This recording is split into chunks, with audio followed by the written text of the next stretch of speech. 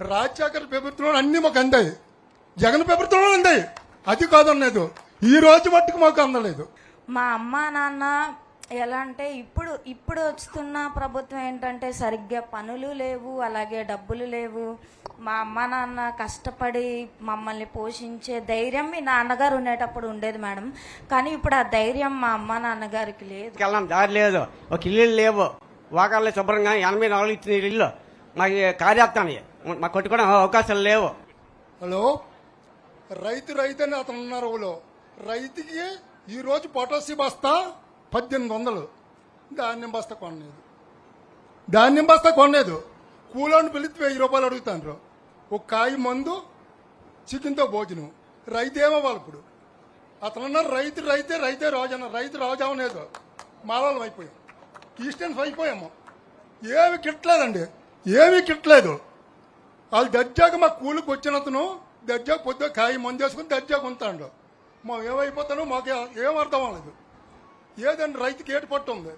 ఊరియా కోసం మొన్న అంతా తిరిగాం, ఎక్కడేమో దొరకలేదు. 9 కట్టాం, సరే అయిపోయింది అనేస్తారు. ఈ రైతు అన్నోడు ఏమవ్వాలి ఇప్పుడు మేము?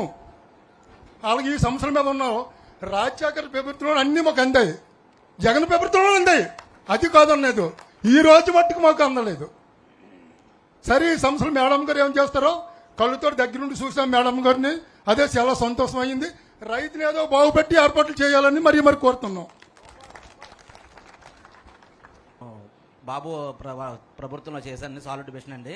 ఇప్పుడు వచ్చి వైఎస్ఆర్ ప్రభుత్వంలో అవ్వలేదు, అదే వైఎస్ఆర్ ప్రభుత్వంలో మనకు బిల్లు అవ్వలేదు మేడం. ఇప్పుడు కూడా ఈ 3 years అవుతుంది, ఇప్పుడు కూడా అవ్వలేదు మేడం. ఇంచుమించి 8 సంవత్సరాలు పూర్తయింది మేడం.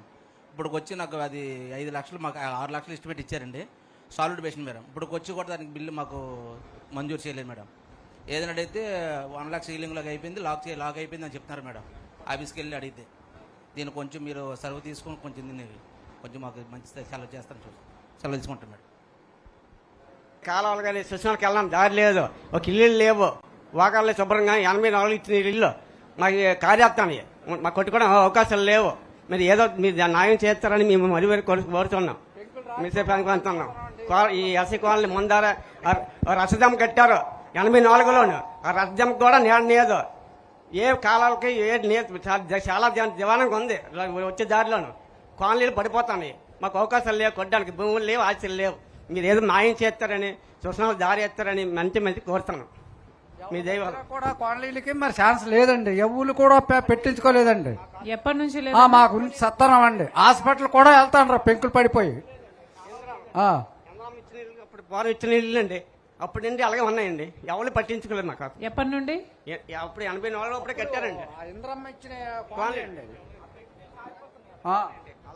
చాలా బాధపడుతున్నామండి దీనికోసం. కొంపలు అంట మరి ఏటి ఆధారం లేవండి. కలెక్టర్కి చెప్పారన్నా?